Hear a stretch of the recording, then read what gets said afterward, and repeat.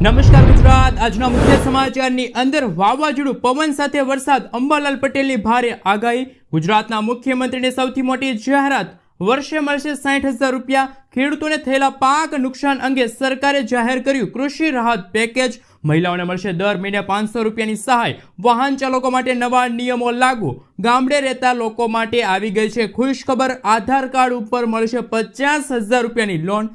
Ration card ધારકોને થશે મોટો ફાયદો। સરકારની ખેડૂતોને મોટી ભેટ, 2,000 રૂપિયાનો 20મો હપ્તો ખાતામાં ક્યારે આવશે? બોર્ડની પરીક્ષા વર્ષમાં 2 વખત લેવામાં આવશે। લાખો લોકોને થશે ફાયદો, 2 લાખ રૂપિયા સુધીની લોન માફ થશે। પશુપાલકો માટે આવી ગઈ છે ખુશખબર અને આજના સૌથી મોટા ખેડૂત ઉપયોગી સમાચાર જાણીશું આજના આ વિડીયોની અંદર। મિત્રો, દરેક સમાચાર, દરેક માહિતી જણાવીએ એ પહેલા ગુજરાતના જે પણ મિત્રો ચેનલ પર જો પહેલી વાર આવ્યા હોય તો મિત્રો ખાસ કરીને વિડીયોને એક લાઇક કરી ચેનલને સબસ્ક્રાઇબ કરવાનું ભૂલતા નહીં। સાથે આજનો આ વિડીયો છે જેને અંત સુધી જોતા રહેજો। મિત્રો, અત્યારના તાજા અને હવામાન સમાચાર વિશે વાત કરીએ તો વાવાઝોડું પવન સાથે વરસાદ, પ્રી મોન્સૂન એક્ટિવિટી, અંબાલાલ પટેલની આગાહીથી ધરતીપુત્રો ચિંતિત। હવામાન નિષ્ણાત અંબાલાલ પટેલની મોટી આગાહી સામે આવી છે। ગુજરાત રાજ્યમાં હજુ પણ કમોસમી વરસાદ પડશે તેવું અંબાલાલ પટેલે જણાવ્યું છે। આજે અને આવતીકાલે પણ ઉત્તર ગુજરાતના કેટલાક ભાગોમાં વરસાદની શક્યતા જોવા મળી રહી છે। તારીખ 15 થી લઈને 19 મે દરમિયાન રાજ્યના વિવિધ ભાગોમાં વરસાદની શક્યતા દર્શાવવામાં આવી છે। કૃતિકા નક્ષત્રમાં રાજ્યના કેટલાક ભાગોમાં આંધી વંટોળ સાથે વરસાદની આગાહી છે। 25 મે થી લઈને 4 જૂન વચ્ચે અરબી સમુદ્રમાં સિસ્ટમ બનવાની સંભાવના છે। અરબી સમુદ્રમાં સિસ્ટમ બનતા ચક્રવાતમાં આ વરસાદી સિસ્ટમ ફેરવાઈ જશે। 28 મે થી લઈને 4 જૂન વચ્ચે રાજ્યમાં રોહિણી નક્ષત્રમાં વિવિધ ભાગોમાં વરસાદની શક્યતા છે।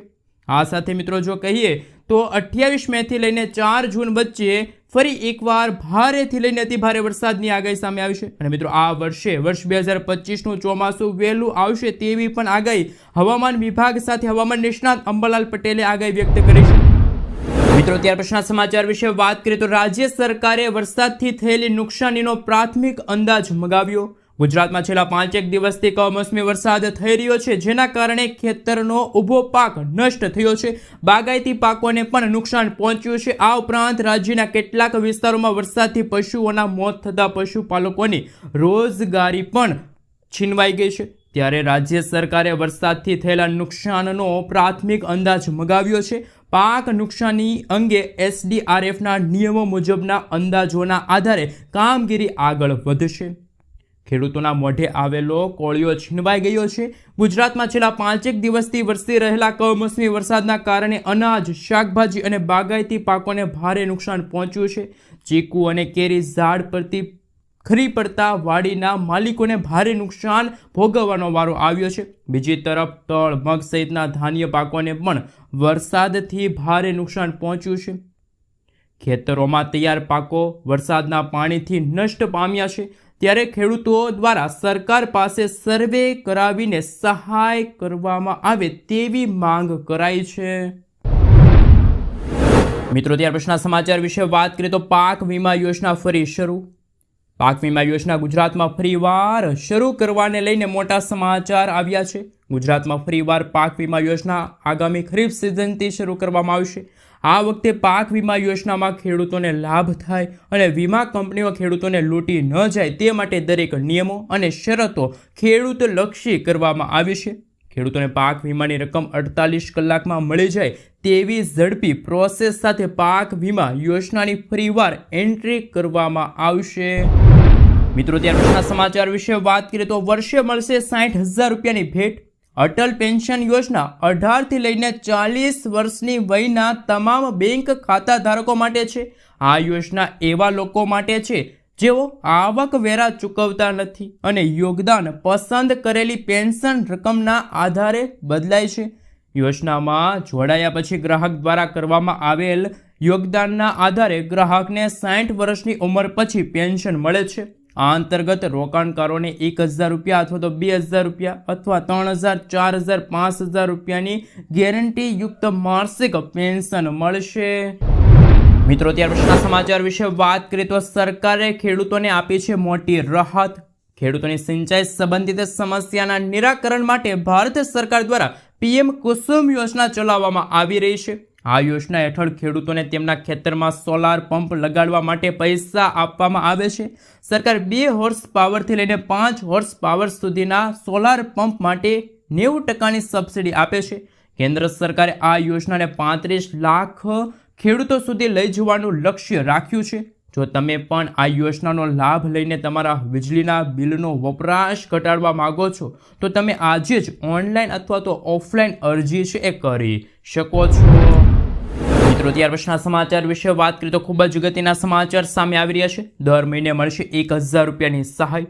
ગુજરાત સરકારની સંત સુરદાસ યોજના.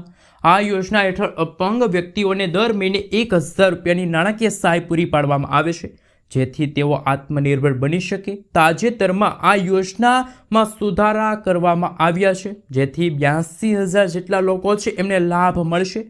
અગાઉ આ યોજનાનો લાભ મેળવવા માટે 80% અપંગતા ફરજિયાત હતી, જેને ઘટાડીને 60% કરવામાં આવી છે. હવે દરેક દિવ્યાંગ વ્યક્તિ લાભ મેળવી શકે તે માટે વય અને આવક મર્યાદાના નિયંત્રણો દૂર કરવામાં આવ્યા છે. BPL કાર્ડની શરત દૂર કરવામાં આવી છે, જેનાથી યોજના વધુ સરળ અને સુલભ બની છે. મિત્રો, ત્યાર પછીના સમાચાર વિશે વાત કરીએ તો ખેડૂતો માટે સારા સમાચાર. ભારત સરકાર દેશના નાગરિકો માટે અનેક યોજનાઓ ચલાવે છે, જેનાથી કરોડો લોકો લાભ મેળવે છે. દેશમાં આશરે 50% કરતાં વધારે લોકો ખેતી પર આધારિત છે, તેથી સરકાર ખેડૂતો માટે ખાસ યોજના લાવે છે. ઘણા ખેડૂત આજે પણ ખેતીમાંથી વધુ આવક કરી શકતા નથી. આવા ખેડૂતો માટે સરકાર PM કિસાન યોજના હેઠળ સહાય આપે છે. આ યોજનામાં સરકાર દર વર્ષે 6,000 રૂપિયા ખેડૂતોના ખાતામાં ટ્રાન્સફર કરે છે. 3 હપ્તામાં આ સહાય પૂરી પાડવામાં આવે છે. અત્યાર સુધી તો ખેડૂતોના ખાતામાં 19 હપ્તા મોકલવામાં આવ્યા છે. હવે ખેડૂત મિત્રો 20મા હપ્તાની આતુરતાથી રાહ જોઈને બેઠા છે. સાથે સાથે મિત્રો, જો વધુ માહિતી મેળવી તો ક્યારે આવશે 2,000 રૂપિયાનો 20મો હપ્તો? દેશના કરોડો ખેડૂતોને મળતી આ યોજના અંતર્ગત દર 4 મહિનાની અંદર 2,000 રૂપિયાનો એક હપ્તો આપવામાં આવે છે. આમ દર વર્ષે 3 વખત 2,000 રૂપિયાનો હપ્તો મળે છે. 18મો હપ્તો જ્યારે ઓક્ટોબર 2024ના રોજ ખેડૂતોના ખાતામાં ટ્રાન્સફર કરવામાં આવ્યો હતો, જ્યારે 19મો હપ્તો ફેબ્રુઆરી મહિનામાં એટલે કે 2025 અંતર્ગત આ હપ્તો છે એ મોકલવામાં આવ્યો હતો. આથી અનુમાન લગાડવામાં આવે છે કે હવે 20મો હપ્તો છે એ જૂન 2025ના અંદર ખેડૂતોના ખાતામાં ટ્રાન્સફર કરવામાં આવશે. વાવણી લાયક વરસાદ પડે એ પહેલા ખેડૂતોના ખાતામાં ₹2,000નો 20મો હપ્તો છે એ સરકાર ટ્રાન્સફર કરશે. મિત્રો, ત્યાર પછીના સમાચાર વિશે વાત કરીએ તો રાશન કાર્ડ ધારકો માટે આવ્યા છે મોટા સમાચાર. રાશન નવા નિયમો રજૂ કરવાનો પ્રસ્તાવ મૂકવામાં આવ્યો છે. Digital ration card. હવે રાશન કાર્ડ ડિજિટલાઇઝેશન થશે, જેનાથી રાશન વિતરણના પારદર્શિકતા વધશે. એક દેશ એક રાશન કાર્ડ. સ્થળાંતરિત કામદારોને ધ્યાનમાં રાખીને આ યોજના હેઠળ દેશના કોઈ પણ ભાગમાંથી રાશન મેળવી શકાય છે. eKYC ફરજિયાત. રાશન કાર્ડ ધારકોએ તેમની ઓળખ ચકાસવા માટે eKYC કરાવવું પડશે. Biometrics verification. નકલી રાશન કાર્ડ ધારકોને રોકવા માટે લાભાર્થીઓની આધાર આધારિત બાયોમેટ્રિક્સ ચકાસણી ફરજિયાત બનાવવામાં આવી છે. મિત્રો, ત્યાર પછીના સમાચાર વિશે વાત કરીએ તો ગામડામાં રહેતા લોકો માટે આવી ગઈ છે ખુશખબર. માત્ર 20 રૂપિયામાં તમારા ગામડે થશે 67 ફાયદા. હવે નાના મોટા સરકારી કામ કરાવવા માટે મિત્રો તમારે જિલ્લા કક્ષાની અથવા તો તાલુકા કક્ષાની કચેરીએ વારંવાર ધક્કા ખાવા નહીં પડે. સરકારી કચેરીના 67 પ્રકારના પ્રમાણપત્રો ગામડાના લોકોને સ્થાનિક કક્ષાએ જ મળી જાય તેવી વ્યવસ્થાની જાહેરાત ગુજરાત સરકાર દ્વારા કરવામાં આવી છે. ગુજરાત સરકાર દ્વારા હાલ મિત્રો જાહેરાત કરવામાં આવી છે. એ અંતર્ગત 54 પ્રકારના મહેસૂલી અને 13 પ્રકારના સામાજિક ન્યાય અધિકારિકતા વિભાગના પ્રમાણપત્રો હવે વિલેજ કોમ્પ્યુટર ઓપરેટર મારફતે ગામડામાં જ મળી જશે. આ માટે અરજદારે ₹20ની મામૂલી રકમ ચૂકવવી પડશે. આ 20 રૂપિયામાંથી 16 રૂપિયા તો કોમ્પ્યુટર ઓપરેટરને જશે, જ્યારે બાકીના 4 રૂપિયા છે એ ગ્રામ્ય પંચાયતની આવક સ્વરૂપે જમા થશે. મિત્રો, ત્યાર પછીના સમાચાર વિશે વાત કરીએ તો લાડલી બહેન યોજનામાં થયો છે ફેરફાર. હવે મહિલાઓને મળશે માત્ર 500 રૂપિયાની સહાય. લાડલી બહેન યોજનાને લઈને મહારાષ્ટ્રમાં ફરી એકવાર રાજકારણ થયું છે ગરમ. મહારાષ્ટ્ર સરકારે ફરી એકવાર પ્લાનમાં કર્યા છે મોટા ફેરફારો. આ યોજના હેઠળ 8 લાખ મહિલાઓને 1,500 રૂપિયાના બદલે માત્ર 500 રૂપિયા મળશે. સરકારી નિયમો અનુસાર 1500 રૂપિયા માત્ર એવા લાભાર્થીઓને જ આપવામાં આવશે જેમને અન્ય કોઈ યોજનાનો લાભ નથી મળી રહ્યો. આ ફેરફાર બાદ જે મહિલા ખેડૂતોને નમો કિસાન સન્માન નિધિનો લાભ મળી રહ્યો છે તેમને હવે લાડલી બહેન યોજના હેઠળ માત્ર 500 રૂપિયા મળશે. હકીકતમાં નમો કિસાન સન્માન યોજના હેઠળ રાજ્ય સરકાર 6000 રૂપિયા અને કેન્દ્ર સરકાર 6000 રૂપિયા આપે છે. આમ કુલ વાર્ષિક 12000, જ્યારે લાડલી બહેન યોજના હેઠળ 18000 રૂપિયા આપવામાં આવે છે. જેથી કિસાન સન્માન નિધિ યોજનાનો લાભ લેનાર વહાલા બહેનોને વાર્ષિક માત્ર બાકીના 6000 રૂપિયા અને તફાવત તરીકે દર મહિને 500 રૂપિયા મળશે. વાસ્તવમાં લાડલી બહેન યોજનાના લાભાર્થીઓ માટે શરત એ છે કે જો તેઓ અન્ય કોઈ સરકારી યોજનાનો લાભ મેળવી રહ્યા છે તો તેમને આ યોજનાનો લાભ મળશે નહીં. મિત્રો, આગલા સમાચાર વિશે વાત કરીએ તો ખૂબ જ અગત્યના સમાચાર સામે આવી રહ્યા છે. માવઠાના લીધે વિવિધ પાકોને ગંભીર અસર પહોંચી છે. ગીર સોમનાથના તાલાલા તાલુકામાં માવઠું પડ્યું, જેના કારણે કેરીના પાકને ભારેમાં ભારે નુકસાન થયું. ભારે પવન આવ્યા ત્યારે આંબાઓ પરથી કેરી ખરી પડી, તેથી ખેડૂતોને ભારે નુકસાન વેઠવાનો વારો આવ્યો.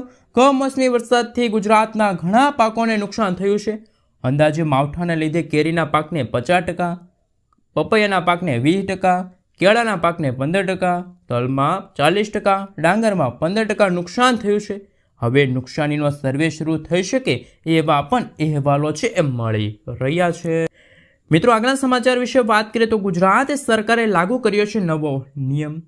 છેલ્લા કેટલાક સમયમાં ગુજરાતમાં ભારે વાહનોના કારણે અકસ્માત વધી રહ્યું છે, ત્યારે સરકાર દ્વારા આ મુદ્દાને ગંભીરતાથી લઈને નવા નિયમો લાગુ કરવામાં આવ્યા છે. વર્ષ 2025 અંતર્ગત નવા નિયમો ખૂબ જ કડક બનાવવામાં આવ્યા છે.